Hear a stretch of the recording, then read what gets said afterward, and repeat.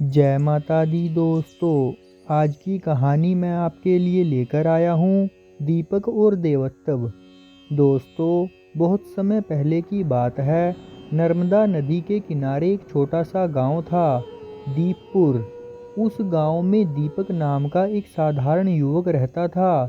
न कोई बड़ा ज्ञान, न कोई विशेष तपस्या, बस उसके पास था निर्मल हृदय और ईश्वर पर अटूट विश्वास।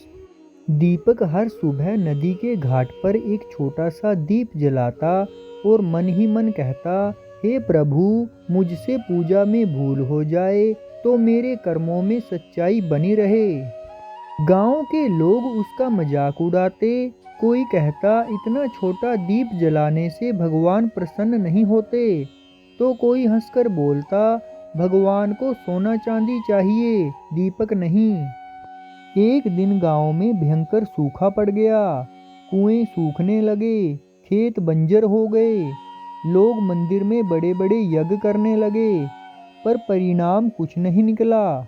गांव के पुजारी ने घोषणा की, भगवान किसी एक विशेष व्यक्ति की परीक्षा ले रहे हैं। और उसी रात दीपक को स्वप्न आया। एक दिव्य स्वर बोला, कल सुबह घाट पर जो भी आए उसे जला दो। दीपक घबरा गया, मैं किसी को कैसे जला दूं? पर स्वर फिर गूंजा, अहंकार, क्रोध और लोभ को जलाना है। अगली सुबह गांव वाले घाट पर इकट्ठा हुए। दीपक ने अपना दीप जलाया और बोला, जो भी अपने भीतर का अंधकार छोड़ना चाहे, इस दीप के सामने संकल्प ले। पहले लोग हंसे, पर एक वृद्ध आगे आया। उसने कहा, मैं वर्षों से द्वेष ढो रहा हूँ। उसने आंखें बंद की, दीप के सामने झुका। फिर एक किसान बोला, मैं ईश्वर को दोष देता रहा। एक स्त्री बोली, मैं डर में जीती रही।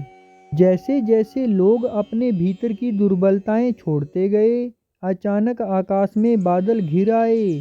पहली बारिश की बूंद गिरी, पर ठीक दीपक के दीप पर गिरी। दीप बुझा नहीं, बल्कि और तेज जल उठा।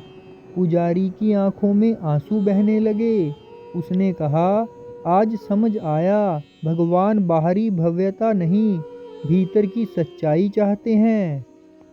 उस दिन के बाद गांव का नाम पड़ा दीपपुर नहीं, दीप्ति ग्राम। और दीपक, वह आज भी घाट पर दीप जलाता है, पर अब लोग जानते हैं वह दीप भगवान के लिए नहीं, आत्मा के लिए है।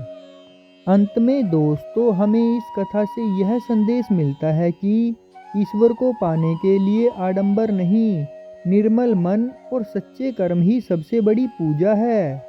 जय माता दी। ओम नमो शिवाय।